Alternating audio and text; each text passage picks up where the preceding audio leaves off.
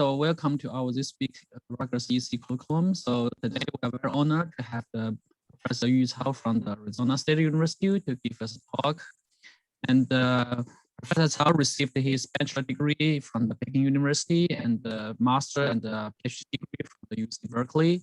He is now a professor of the electrical engineering at Arizona State University.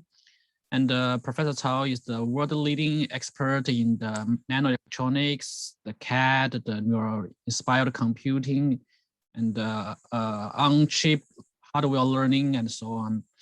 And he received the Intel Outstanding Research Award and the ACM SIGDA Outstanding New Factor Award, NSF Career Award, multiple times IBM Faculty Award and Best Paper Awards, and he's now a fellow of the IEEE. So now let's welcome Professor Cao gives a talk on robust in-memory computing in light of the model stability. Thank you very much. Thanks for the kind invitation, Bo, and thanks for Christy to help organize this event. It's my great pleasure to virtually visit everybody. I hope after the pandemic, we can have a physical chance to visit your beautiful campus. I'm going to stop my video to save some bandwidth, and I'm going to use a laser pointer for my presentation. So in today's talk, I would like to share our recent study on the robustness of in-memory computing and the hardware implementation and benchmark tools around that.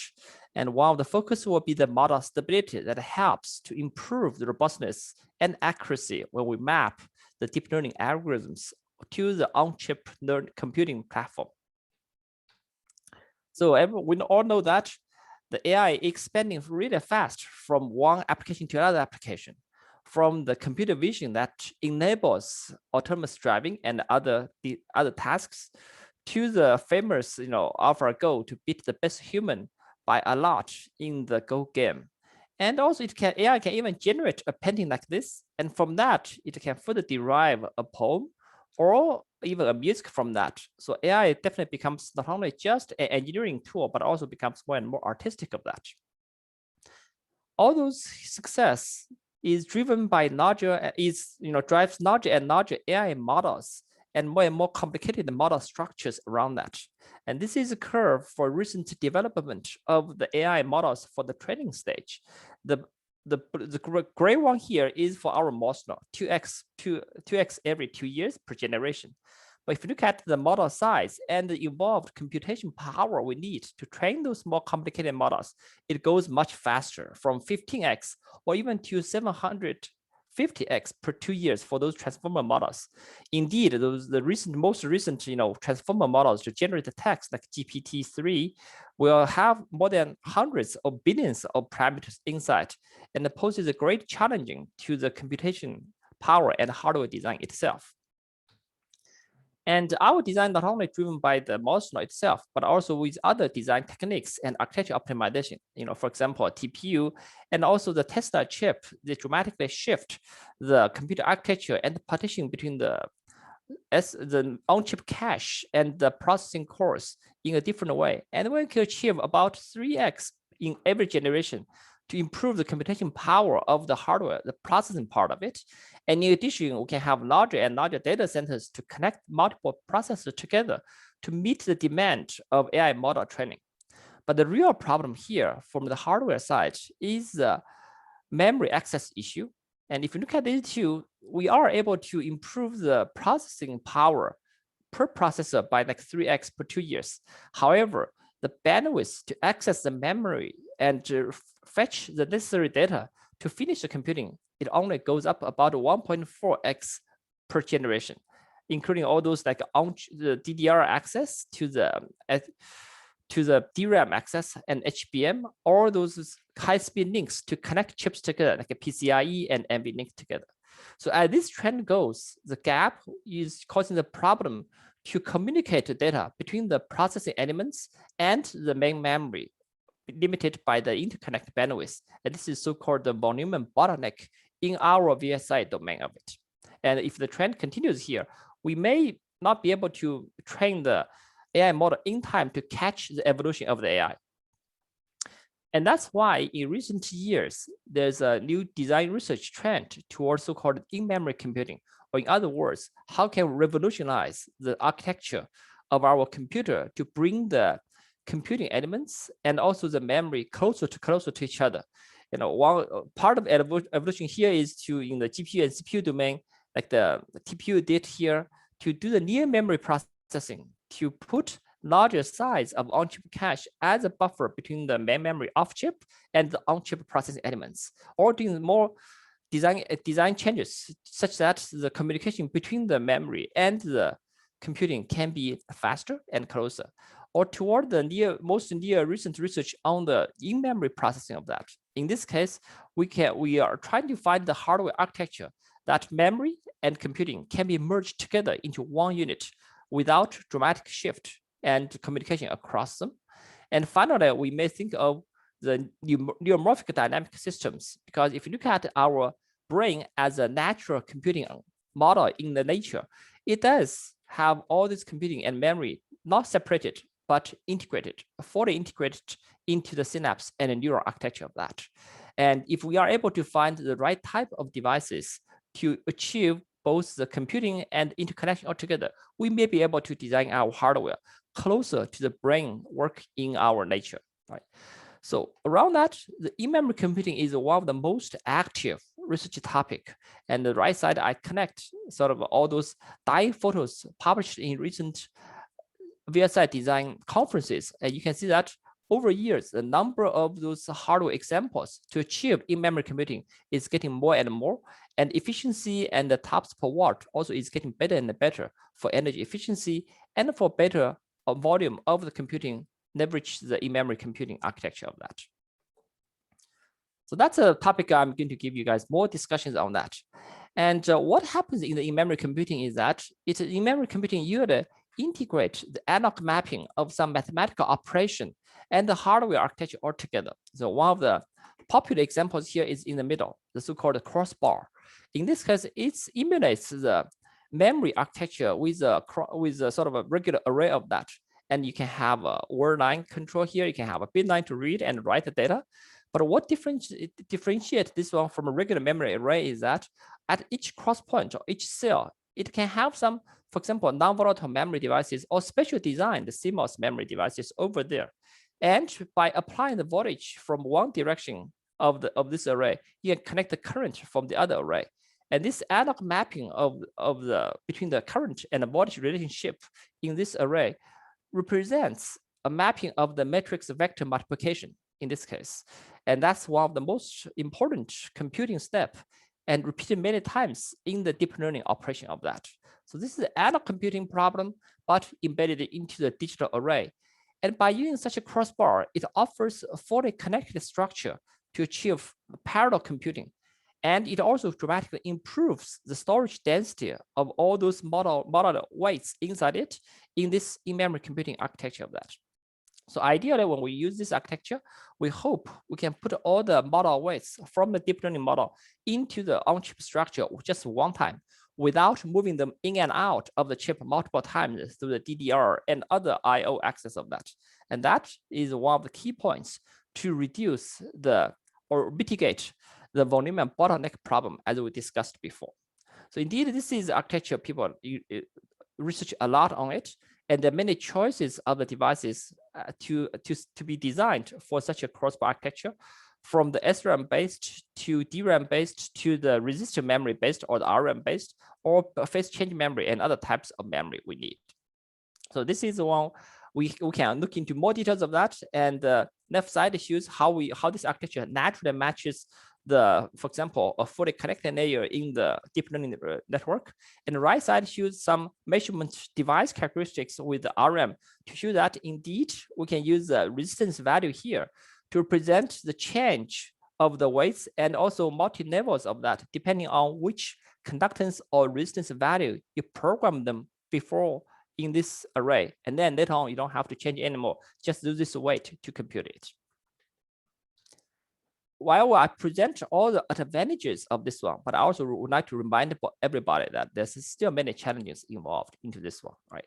CMOS design or the digital processor is an easy way because this one has evolved many generations. And CMOS, if we use CMOS as a binary device, until so far, the noise margin is really good. And if we use the in-memory computing with the register memory like the RAM, the first problem from the algorithm perspective is accuracy. And if we develop a machine learning, accuracy is above everything. That's the thing, even 1% matters a lot from the machine learning community of that.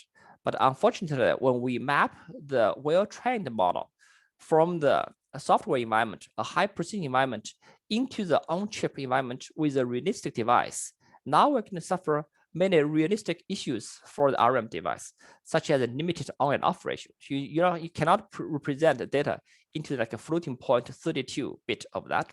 There are not that many range of that.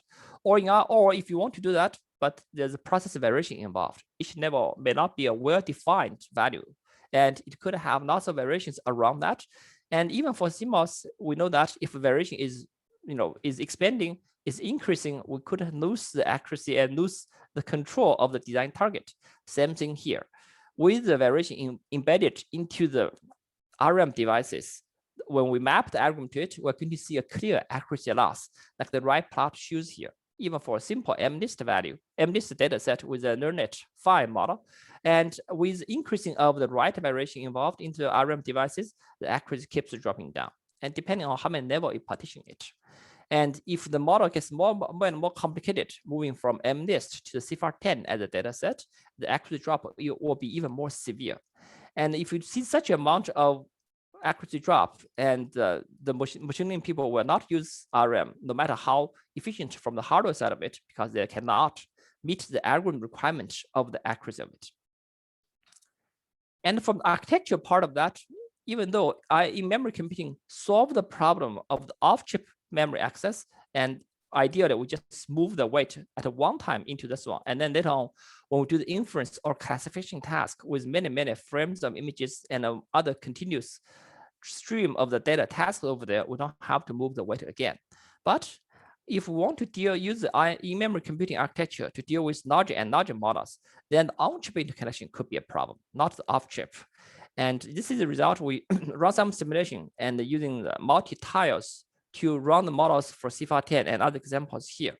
And we use a simple H-tree structure like we plan for the global clock distribution in the VSI to connect all those tiles. And this is the most efficient way to use the metal resource to connect multiple tiles.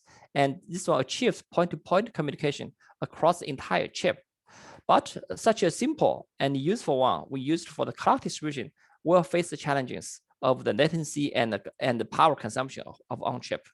Indeed, if you look at those examples, as the model getting more and more complicated, as you require more and more tiles to complete such a computation, the latency will be dominated by the on-chip interconnect in such an H-tree architecture.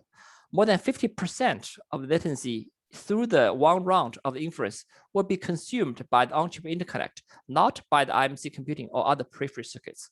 So this is another issue from the architecture side we have to solve.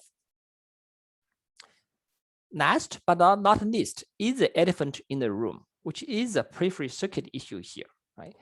If we draw the schematic of the in-memory computing, and if you read the papers associated with that, the left side might be a typical one you're going to see. It's the big portion is a crossbar array from the RAM and other parts, and there's some small blocks around it called the decoder, called the MUX, called the ADC, and other parts of that. And they're necessary to finish the computing of this one and convert the result between the analog computing side into the digital world, and then finish the rest of the job. But if you look at the real tape-out result, for example, this is a 90 nanometer test chip our colleagues did, and this is a real test chip with RAM and also all the associated circuits around that. And now you can see that RAM, overall speaking, the crossbar only consists of less than 1% of the silicon area. The rest are all those decoders, called MUX and ADC. ADC is 6 times larger than RAM crossbar array, and MUX is close enough. And that's the reality we have to deal with when we design a chip. So as this trend goes, if we don't solve this problem, and all the benefit and efficiency achieved by the crossbar structure of those non-volatile memories will be consumed by all the peripheral circuits around that. So this is another issue we have to deal with. And all those issues from the device, circuits, and architecture are interesting and exciting problems down the road before we can enable the in-memory computing with RM as a realistic product in our hardware computing. By saying that one and setting up the stage, here's a rough topic and outline of the rest of my talk today. And to study those effects, we first collaborate with other researchers to connect realistic data from the 65 nanometer RM test chip across entire wafer. And the focus will be look at the device realistics, such as the on and off ratios and the variations of that. And then we can embed those variations and measurement results into a cross-layer benchmark tool to evaluate how the accuracy will be challenging when we map the algorithm into that. To recover the accuracy loss during the hardware mapping, and we're going to do two things. We're going to do, before we map this one, we're going to use the model stability to select a good model and doing variation aware training to maximize the stability of the model and minimize the loss once we map to it. And then after the mapping, we're going to apply the online adaptation techniques assisted by a SRAM ensemble to recover the loss of the accuracy. And please keep in mind that the reason is that for the RM and other new devices here, they're really good as a non-volatile memory to store the data, but they're not really good or fast enough to be written in the field. So we just hope to write them into the RM one time. And later on, when we do some online tuning, we're going to leverage the fast write speed of the SRAM to achieve that. And last part, we're going to present our benchmark tool expanded from on-chip interconnection into the sort of a chiplet-based tool of that. This one we call scalable in-memory acceleration with mesh or the SHIM tool. And I would like to thank all the funding agencies to help us to support these researchers from the CBRIC National Science Foundation and all the other collaborators and the students working in this project. Please feel free to ask me questions if you have any in the middle of my talk.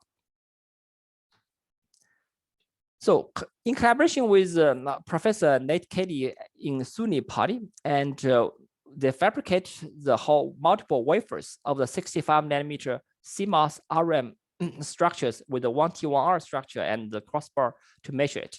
And this left side showing the cross section of their dye photo of that, and the structure of the RM is a hafnium oxide based RM structure of that.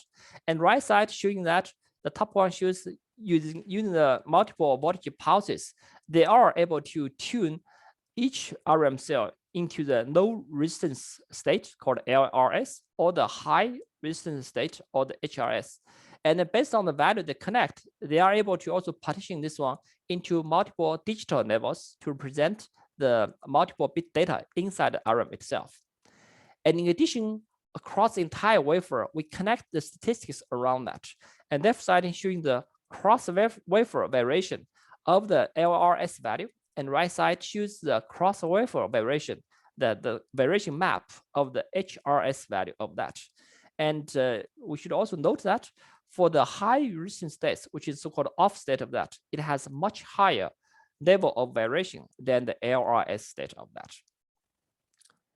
And when we try to use this kind of device to represent, right, the first problem is how many levels we use and how do you define the resistance values map to the specific data, digital values when we represent the weight. So that is associated with so-called the on and on ratio, R off versus R on. And this is the range of the resistance we can use. And we can partition them into multiple levels of that and use the ADC to read the data out to separate one value from the other value to present multi-level of the weight when we store them inside the RM here. And this is one we can see that, yes, for this technology, we are comfortable to say we can put them into like 16 levels. However, as the off-on ratio goes higher and higher, this amount of variations also goes higher and higher around from this collection of thousands of RM devices we measured of that. So it is not impossible to store them, but the static process variations is a dominant factor when we map the numerical data of the model weight into the realistic hardware RM device itself. For this technology, the good news is that the time-dependent shift, such as the retention and other issues, is not a big issue here. Like this one shows, we can finish thousands of operations or much more thousands of cycles of the operations to read and write the resistance without significant degradation of that. And indeed, if we put them together, the static variation versus the temporal variation of that, the static variation is much more dominated, overwhelming the amount of the variation of the temporal change. So static variation is a key problem in the right procedure we have to deal with.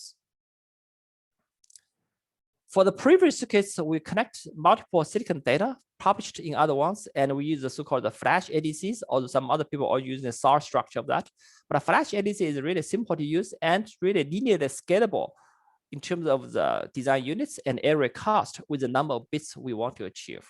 And the key message here is that if you look at the real published data here, its power consumption goes up dramatically when we increase the number of bits. And similar trend we can observe from the area cost of that. So if we want to achieve a high precision ADC computing here, we need to be prepared for its high cost of the power and area compared to the RM itself. For the on-chip interconnection, as we discussed before, right? If we use the traditional point-to-point architecture, like the H3 structure here, it may be the limiting factor of the overall latency, and more than 50% will be cost on this one. And to solve this problem, we need to switch our architecture of the interconnection from the point-to-point into the network on chip to be more flexible and high bandwidth to manage the communication across multiple ties when we finish the in-memory computing of that. And for that, we also incorporate two types of on-chip NOC structures.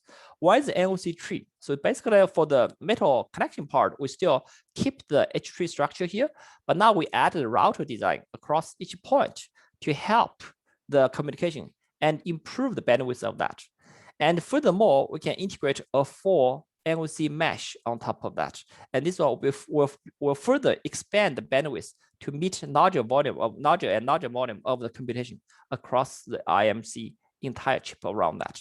And indeed, when we switch from the point-to-point to NOC mesh of that, we can see that the injection bandwidth is much more scalable, which is required when we try to manage larger and larger models inside.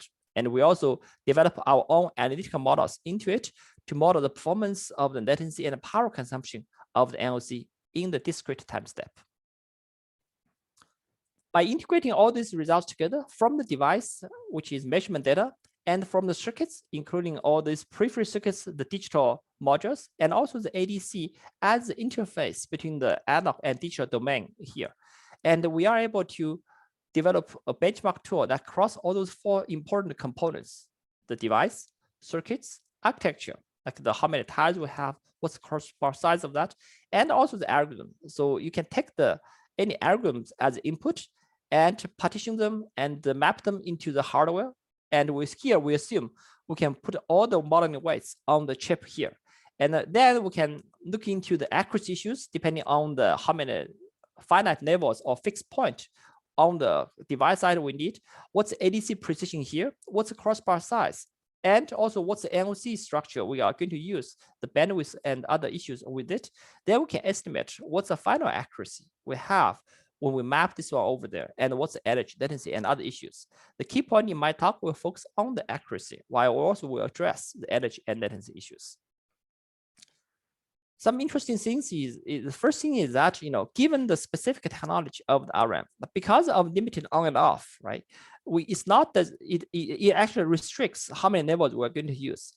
From the numerical perspective, you may think that higher number of RM levels will be better because in the software environment we usually just use a floating point 32 to train the model. So we hope even we use a fixed point in the RM representation, we hope the number of levels will be high enough, or the higher the better, to be closer to the floating point 32.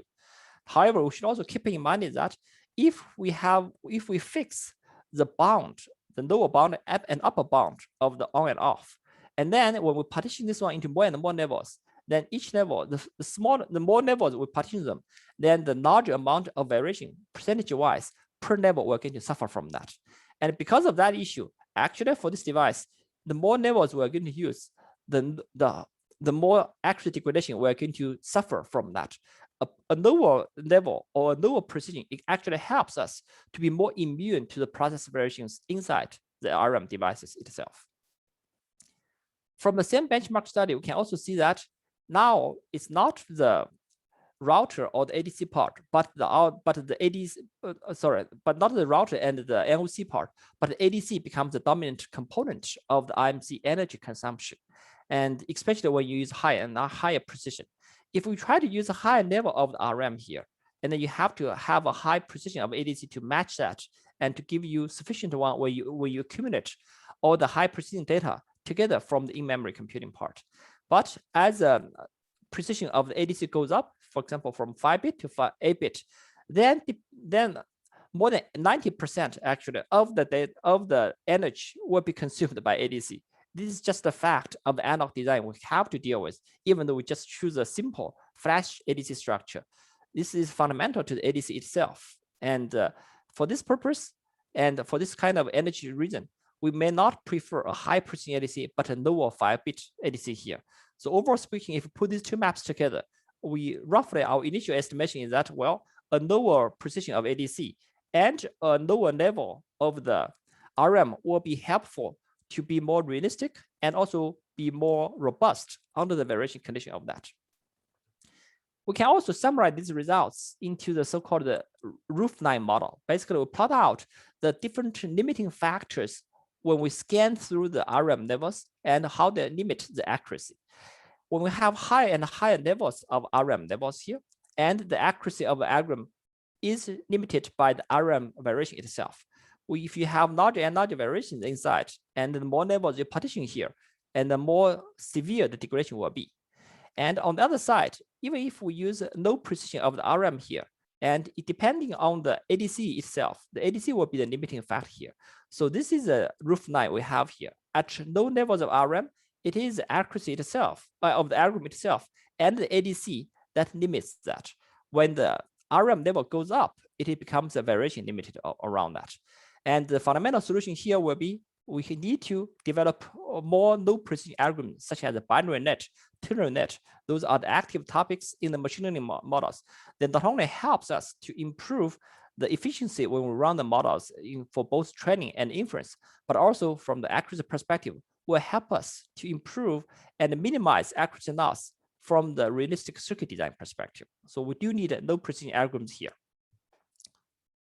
And also another interesting fact I would like to show you guys is that even for the same data set, and different models seems to have different tolerance and different behavior in the roof line model. In the right part here, I show you example to see the roof line model for the same 5-bit ADC and same RM device technology for the DenseNet and the ResNet. And DenseNet, even though it's a smaller model, but it seems the DenseNet has a better tolerance of the one and can be 5% better in terms of accuracy under the same amount of variations and the ADC design precision limit of that. So that's interesting things to show us is that there's actually a large freedom here in the modeling structure in the machine learning one we should do to help improve the one and prepare the accuracy loss before we do the mapping of it. And actually the reason why one model could be better than the other can be tracked back to the other topic called the model stability of it. In the machine learning, if you're doing research on that, you may heard a lot, how do you train a model for data set, how to minimize the size, do improving and quantization of that. Lots of discussions focus on the learning capability, or how do you adapt the model to a specific data set or training environment, and then generalize this learning into other data we have here, right? But even from the beginning, the fundamental part is that model adaptivity and model stability, they come together. And we not only need the model to be able to learn something, but we hope the learning will be stable and robust of that. And we leverage a tool called the landscape of the loss function to visualize the result. Basically, for a well-trained model, we can inject random noise into it into different ways. It can be a one-dimension or multi-dimension model noise injection here.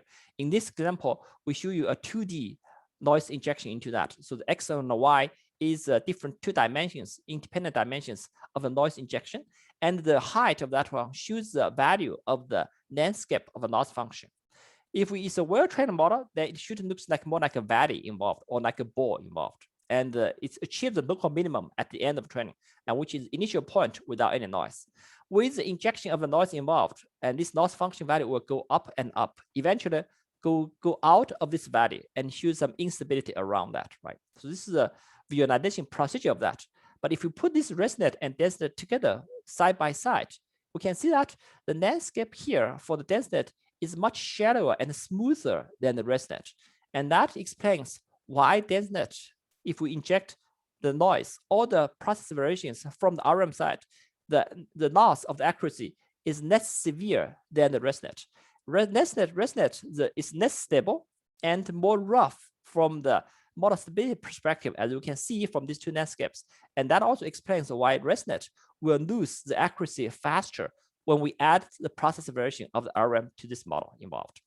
So this one can be a very useful tool, and we can use this multiple times in my talk to use this concept to explain and help us and guide us to select the better model involved. And to be simple, we can use the so-called roughness score to evaluate the roughness of the landscape. It's just a regression result of that to show that how smooth or how many bumps each landscape will be. So indeed, the model stability and learning accuracy are coupled together. And this is a plot I show is the accuracy versus the roughness score of multiple model structures and model variance of that without any variation involved. So this is for the CIFAR-10 using ResNet, DenseNet, and VGG. Different symbols represent different ones over here. And also for each modeling structure, we also do different initialization of the weights and retrain again. And then later on, we plot out what's the roughness for the final local minimum it achieves. And we can see that VGG, overall speaking, has a smoother landscape than the ResNet, and DenseNet is in the middle. And that's why, VGG has a better accuracy, even without a variation, than other ones over here. Even among the same architecture, such as DenseNet, right, different variants of that, different initialization result could lead to a different local minimum around that. And different local minimum in the loss function can have a small difference of the roughness score, and can also couple to the accuracy in the final observation of that. So it demonstrates that a smooth landscape, a lower roughness score, helps not only improve the stability and robustness under variations, but also even improves the quality of the local minimum and achieves higher model accuracy to start from. And the model pruning and quantization is also a common technique we use before we map the model to the hardware, because we try to squeeze the size of the model and make it more friendly and more efficient to map to the hardware. And the pruning and quantization have interesting results on the landscape too. So if you look at the baseline model, like a 32-bit model, this is a landscape of that for this example here. And when we prune it to 29%, right? As we squeeze out redundancy of the model involved, it actually makes the local minimum even narrower. And that makes them more rough and have a slight degradation of the accuracy, which is commonly observed in the pruning area of that. And then when we do the quantization of that, it actually has two effects. One effect is that a lower precision one will have a better noise margin per level. It's like our digital design. If you do a binary one, the noise margin per level will be much higher, because numerically, you need to have the noise much larger than each level to cross the level line to toggle the result involved. So if you do the quantization of that, it helps to tolerate. So a bit might be better than the floating point to be more robust. But on the other side, when we prune the model itself, the accuracy may also lose. So sometimes a bit or 4-bit will be a sweet spot from the accuracy perspective. If you can see this one, it also explains the 8-bit pruning model has the best or the lowest roughness score and has the best landscape you can show here. It's really smooth and have a pretty deep valley of the local minimum achieved there. And that also reflected into that it has a better accuracy of that. And indeed, the lower precision will help to tolerate. If you look at the bottom example here, right? If we overall sort of do the lower precision one, like 8-bit versus ternary, yes, at the beginning, ternary model under lower level of variations will have a little bit lower accuracy than 8-bit. But if we increase the amount of variations here, the 8-bit will lose the accuracy pretty much faster than the ternary model. So a lower precision model also help us to tolerate all those variations under the list because it has lower precision and have larger difference from one level to the other level than the 8-bit model involved. So definitely we should explore more of the pruning and quantization in this domain before we map to the hardware. And one interesting point I would like to show here, if you are in the research of the neuromorphic design, you may heard of not about this spiking neural network versus the traditional deep learning one here, right? And here we pick up two simple examples and evaluate the landscape.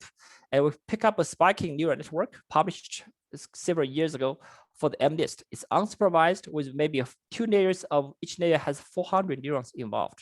And it only uses like a typical 5 spikes, which is really low precision to represent data communication across that. And to do a fair comparison, we also choose a really simple CNN structure for the same data set and to achieve the similar accuracy of that. But this is a high precision 32-bit with about 300 parameters, much more compact than the neuromorphic model we have here. And this is a landscape. This is a landscape not for the loss function, but for the accuracy. So that's why the accuracy achieves a peak at the converging point after training of that. And now you can see that the spike neural network actually has a much wider value than the CNN. CNN seems much narrower and much more sensitive if we add noise to it. So that one actually indicates, this is not a final conclusion. This is our initial study of that, but it gives a sort of indication that the spike neural net might be much more stable than the traditional, deep learning neural network here in terms of the not the accuracy, but from the landscape perspective of that. So that also indicates if we put both the spiking model and the deep learning model into the reality under the noisy environment, right, the spike neural network may have a better chance to survive. Back to our topic of the RM-based in-memory computing, and based on the model stability and other issues, here's the procedure we're going to do. Before we map it, we are first going to apply the model stability concept to select the most stable model to start from. Like we would prefer one model structure versus the other, or even for the modeling structure, we're going to try several times of the variance to pick up the most stable one. It gives a better accuracy and gives the more promise to tolerate all those variations down the road. Then to improve it, we apply the variation aware training technique here. Basically, we can have an ideal teacher model, which is a software model, and have a student model, but this student model now will have the statistical variation inside. We cannot pinpoint of each model weight how much variation it has, but we know the statistics of that. So we put the random variation into it following the measurement data we have collected from the RM data itself. And then we can train the student and the student model based on the teacher model using techniques such as a knowledge transfer technique or the KD techniques over here, right? And then it can help recover some variation around that. And there are also many other papers talking about that. And typical procedure people will do is that if they know that the variation amount is like 30%, so they're going to add 30% of variation into the student model and try to make the student model as close to the teacher model as possible under the variations of that. But on the other side, our recent study shows that we don't have to use the same amount of the post-mapping accurate variation, also called the device variation, into it. Actually, when we train the model here, the level of the training variation should not equal to the testing variation here. And this is also explained by the model stability we talk about. So if you think back of the model stability here, right? When we train a model here, when we inject the variation into it, we're actually asking the numerical optimizer to do two things. One thing is that if we train the loss function with the variation, it asks the loss function or the model to be more tolerant to this kind of statistical variation that we have. Or in other words, it helps expands the flatness of the local minimum here. And then the flatter, the less rough of the local minimum, the better it can tolerate the variation we have here. So at the beginning, when we inject it, you can see that from like 0.1% to 0.15%, the bottom becomes flatter and flatter.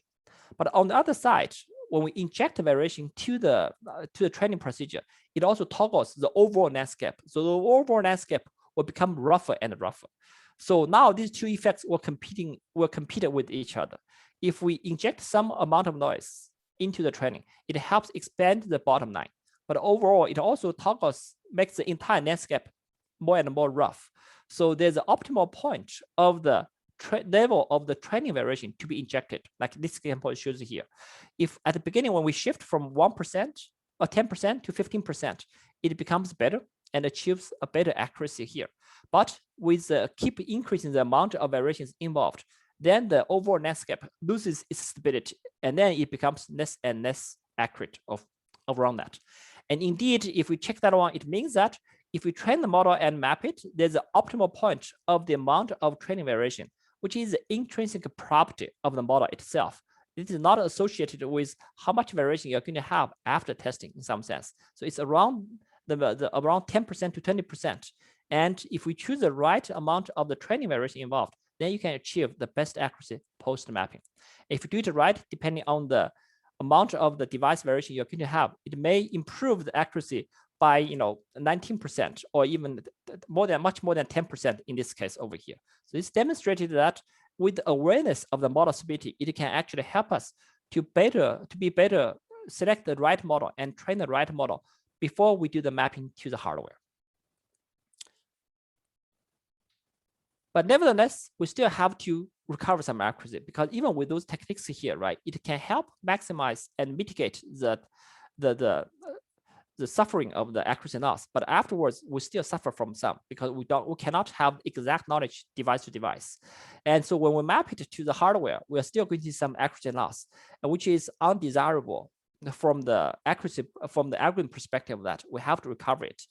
For the RM itself, once you write values into it, you will not like to write it again and again. And read the value from the RM and write to it takes a much long time. Takes really long time to close the loop. So in tradition, what people do is to so-called the read, verify, and write procedure. So when we map it to the RM for in-memory computing, they are going to read each cell and adjust the value of that multiple times to make sure the final value will converge to the trained value of that. This usually takes days or even weeks, depending on the size of the RM, crossbar size of that. And for us, we propose a new idea called the ensemble of the SRAM, because we recognize that if the RM is hard to be written, right, why don't we add another parallel SRAM array layer by layer in the model? And this one can work together with RM. And then in the field, when we map it and also post the mapping step, we can just train the SRAM array to compensate the accuracy loss due to the variation of the RM. And then the only issue is that how large this SRAM will be and what's the cost. And here we run some initial simulations to show that probably just 5 to 10% of the SRAM array will be sufficient to recover the accuracy loss, even under severe variation from the RM device itself. And indeed, if you do that, it'll be much, much faster using the on-chip RM recovery than the traditional read, verify, and write. Because also from the machine learning side, right, we don't have to promise every weight will be matched to software. For the software side, there are so many local minimums we can select. So when we train this ensemble, it may end up with different optimal local minimum, but give you a similar accuracy without touching the variations of the RM itself. So now, depending on the data set, it can be 10 times to 150 times faster if we use this online training with the SRAM part without touching the RM side of it. And later on, when we do the inference, we can do the joint ensemble of the RM plus SRAM array to finish this hybrid inference structure of that. And currently, my students are working on the 65 nanometer CMOS and RM test chip to demonstrate this idea in collaboration with the SUNY. And we hope we can have a smooth and successful tap out within a month. And last, when we look at its in-memory computing, there's another interesting point. And until this point, we always argue says that the motivation and the benefit to use in-memory computing is to save all the weights of the model on chip. And that can minimize the amount of DRAM access off chip to solve the volume and bottleneck problem. From the beginning of my talk, we talked about that, right?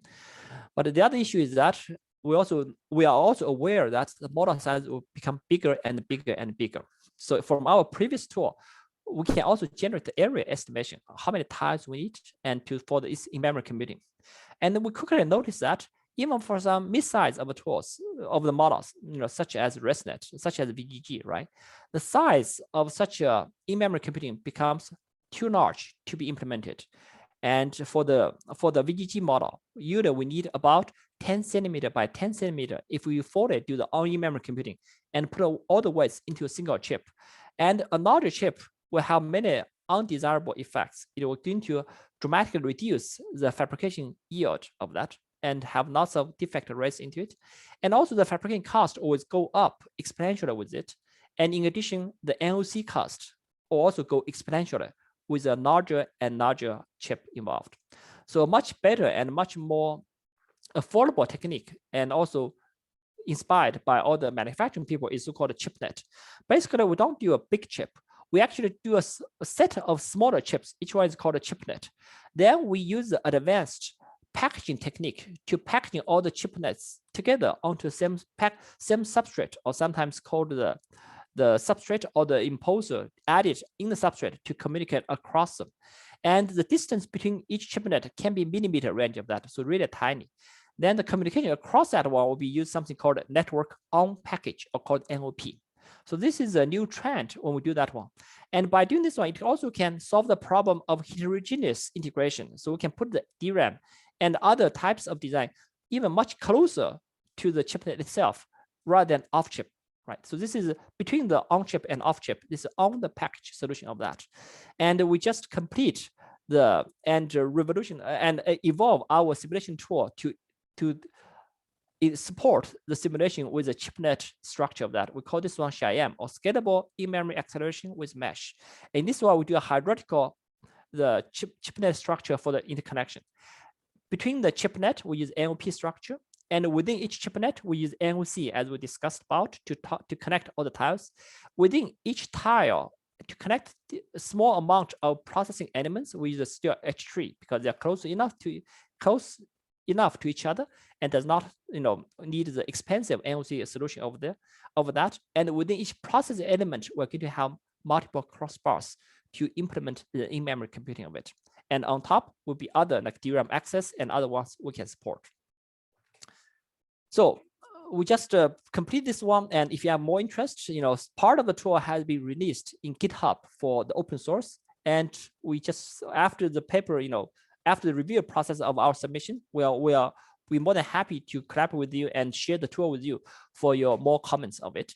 And just highlight of the quick result, right? If we do this one and map this one to the ResNet, we can see this is a breakdown of the cost on the chiplet platform of that. And from the area side, the NOP actually is the main factor of that, because you have to communicate and connect from chiplet to chiplet, the size and distance, even though it is as a millimeter range, but still much larger than on-chip world. So that's why NOP dominates the area of that. But for the energy and latency, in-memory computing is the main factor. And that's what we design for. We hope the in-memory computing can reduce the cost from the communication side, and that end up the internal computation part is the main factor from the overall system. So that's desirable from that. But nevertheless, both depending on its energy or latency, the communication such as NOC and NOP are the still significant portion of that. And that addresses the issue that in the memory computing part, we should not only care about the design of the crossbar and other issues, but also take care of the communication. And the interconnection is emerging as one of the main issues when the system goes larger and larger to support larger and larger models developed by the AI community of it. So that's the end of my talk. In summary, I hope I bring the attention to you is that in-memory computing is a trend to go to solve the monument bottleneck. But the limitation of that is not only from the device side. We should also pay attention and propose more solutions for circuits and architectures, such as ADC problem and interconnection problem of that. And the joint algorithm and hardware research could bring the most benefit to these problems. And from the algorithm side, we do think the model stability and the node precision will be the future to be explored. And the model stability is not only an issue for the hardware mapping and the robustness, but also matters a lot in other domains, such as continuous learning, such as model security issues for under the adversary attack issues over here. A stable model with a similar accuracy will benefit a lot in a broad range of problems involved. Last but not least, here's my final notes to you guys. Are you concerned about the increase in artificial intelligence? Will that possible that AI someday replace us? Well, I don't think that's a major problem. I think the real concern is that the decrease of real intelligence. As long as we keep working hard in our research domain, I think the research topics and the solutions will still not be limited by the machine, but by ourselves, by our researchers. Thanks. That's the end of my talk. Thank you, Kevin. Thanks. Very wonderful talk. Yeah, I love this picture. It's very interesting. Thanks, Bo. Yeah. So any questions from the audience? And if you have any questions, so you can either raise hand or you can input your questions in the chat box.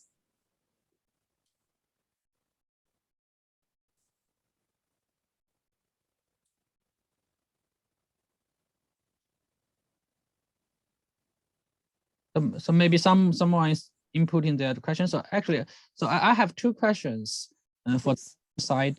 And first that so do you get some like the PDK from the foundry for the better modeling or to help you when you design the circuit? Or typically the foundry, they're open to provide their PDK or no?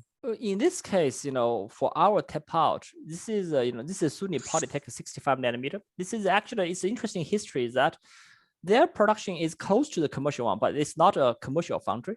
And they basically inherit this 65 nanometer production line from IBM and Global Foundry. So it was a commercial line developed by Global Foundry. Then when finally they decide just give this line to the academic people to use. So this is not a mature one. We even help develop part of the PDKs with those people in SUNY and other users around that. But this is the sort of best we can access, and we have the almost full freedom to tune if we want to do anything around that. Yeah, that's also very good. Yeah. Yeah, I think that's a really good one.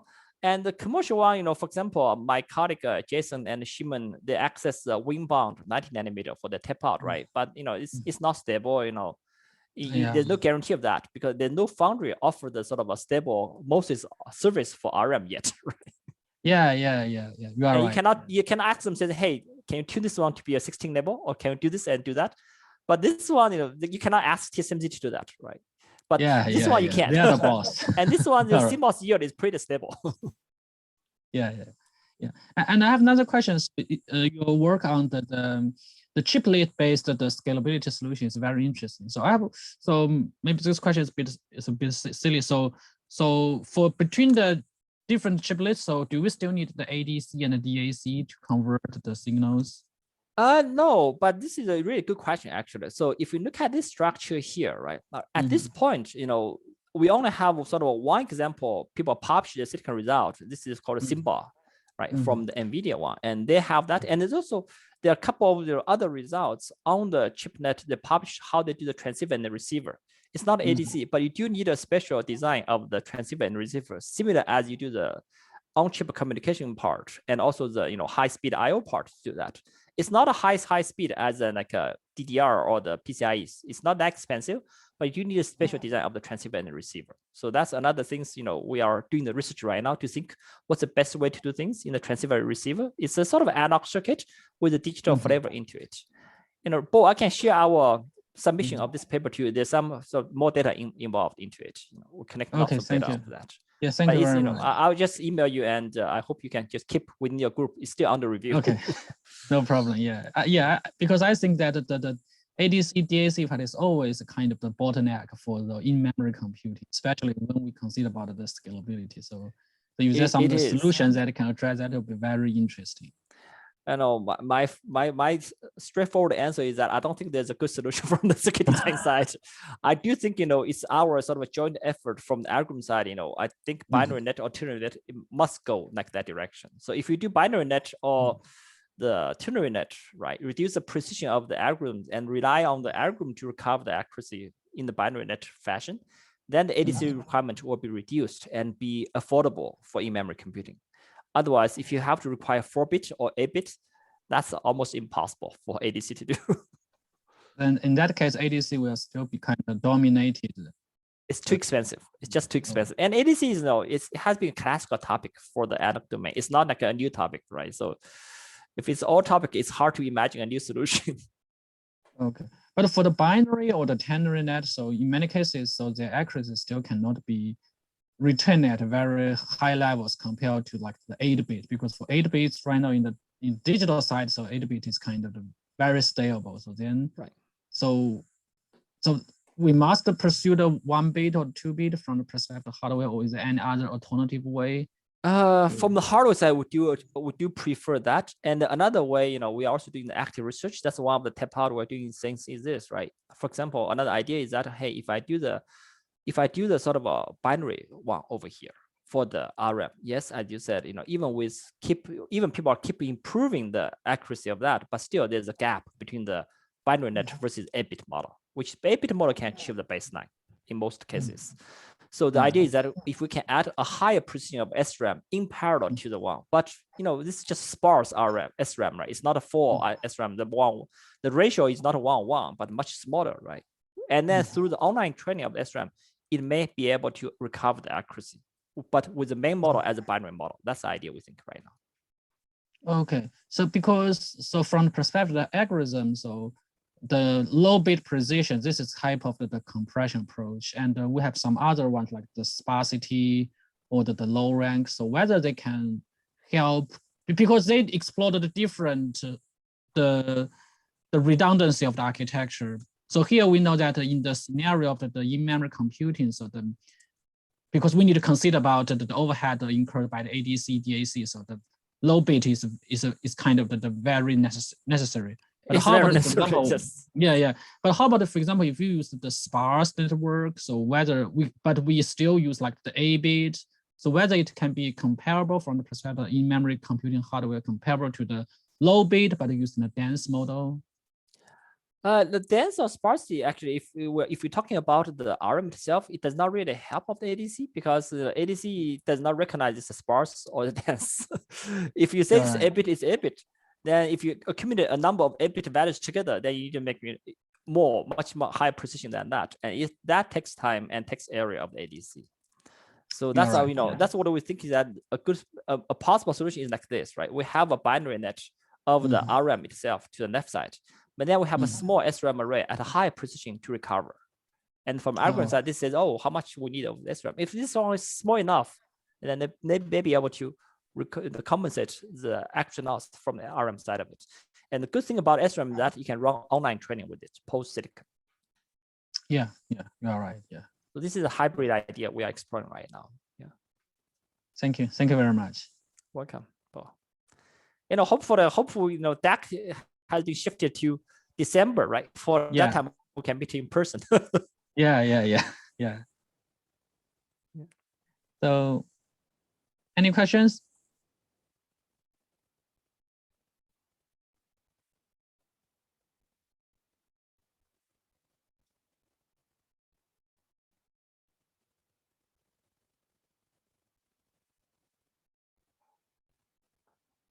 So actually, I would like to ask another very general questions because you're pioneering the in-memory computing in this direction. So I would like to know, so how about your insight or your vision for some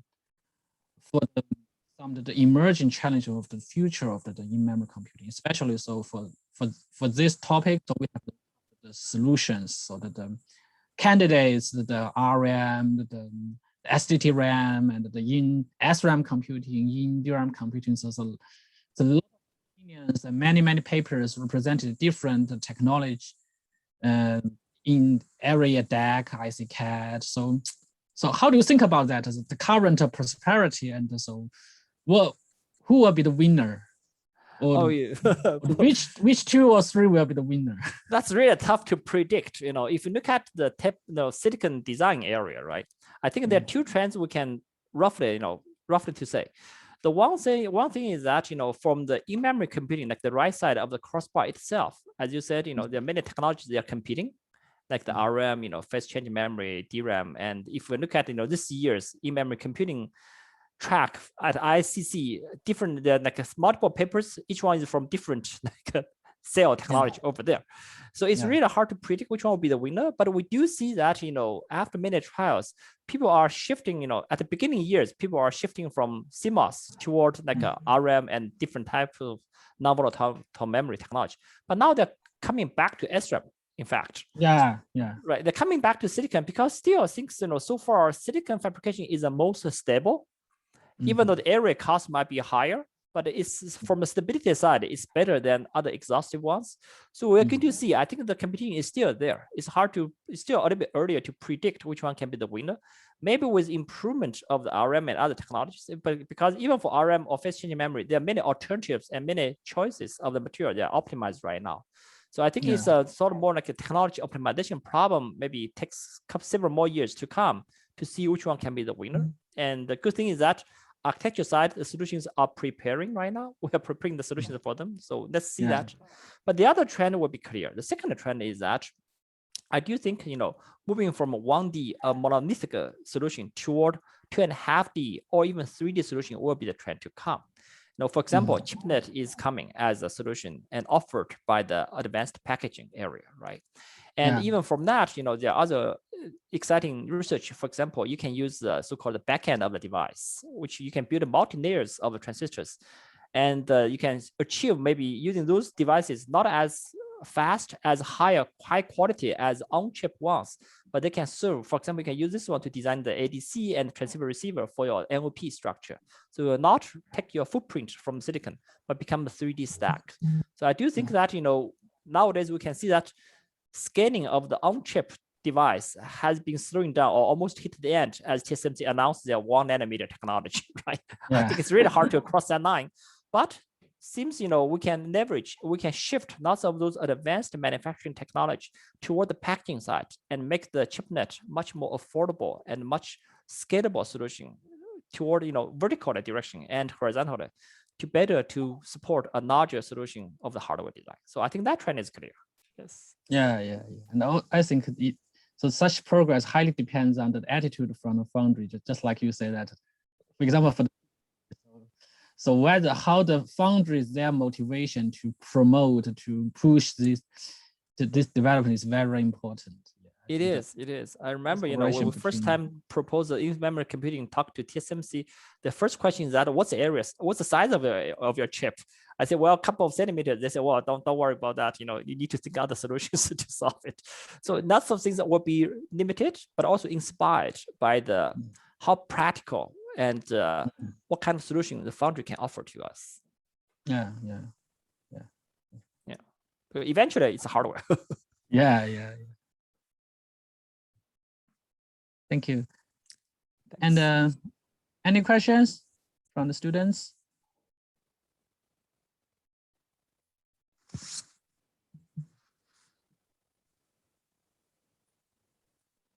Okay, so if no more questions, so let's thank Kevin again. So very exciting talk. So we learned a lot from your talk. Thanks, Bo. And I really enjoyed the interaction and hope we can meet in person in the near future. Yeah. Appreciate you introduce your latest work to us very much. Thank you so much. Thanks. Thank you. Take care. Have a wonderful day. You too. Bye. Bye. Thanks, Christy. Thank you. Take care. Thanks.